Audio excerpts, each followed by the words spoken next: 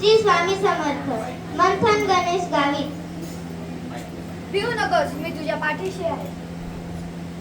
पात्र 2. भक्त निराश जीवनाला कंटाळलेला पृथ्वीराज सुनील गायकवाड. नमस्कार.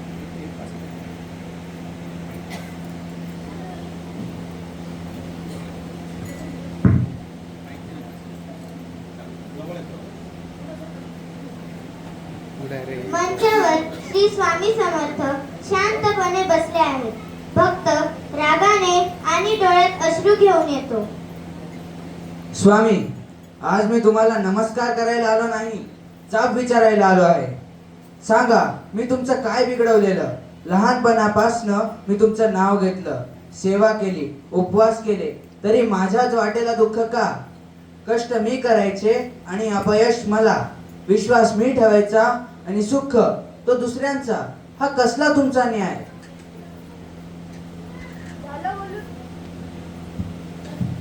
झालं बोलून की अजून मनातला राग अजून बाकी आहे. बाकीच आहे. माझा व्यवसाय बुडला, मित्रांनी साथ सोडली, घरात आजार, नातेवाईकांनी सुद्धा पाठ फिरवली.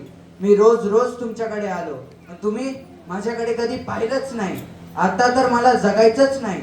कोणी सांगितलं मी तुझ्याकडे पाहिलं नाही? तू पडत होतास म्हणून मी तुला उभं राहायला शिकवत होतो. हे कसले शब्द? भुकेल्याला उपदेशाने भाकर मिळते का? रडणाऱ्याला तत्वज्ञानाने आधार मिळतो का? एक प्रश्न विचारतो, लोखंड कसं मजबूत होतं? आगीत तापवल्यावर. आणि तलवार? घाव घालून.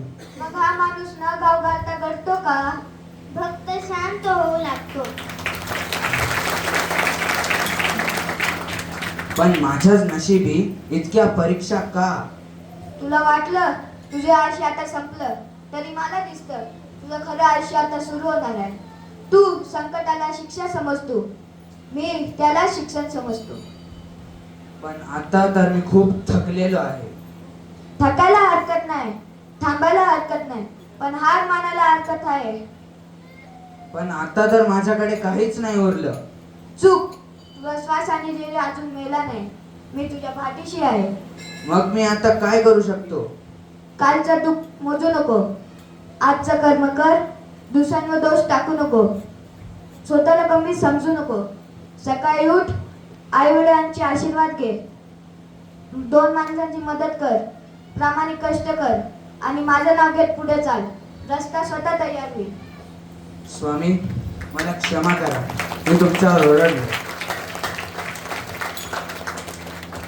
मुलगा आईवर रागवला तर त्याला सोडती का? नाही स्वामी. मग मी कसा सोडू? संकट कायमचं नसतं.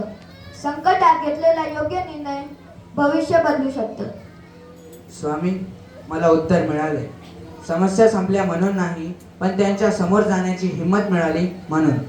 भिवू नकोस, मी तुझ्या पाठीशी आहे. याचा अर्थ असा नाही तू प्रयत्न सोडून देशील. विश्वास ठेव आणि प्रयत्न करत राहा. भक्त स्वामींच्या चरणी नतमस्तक होतो.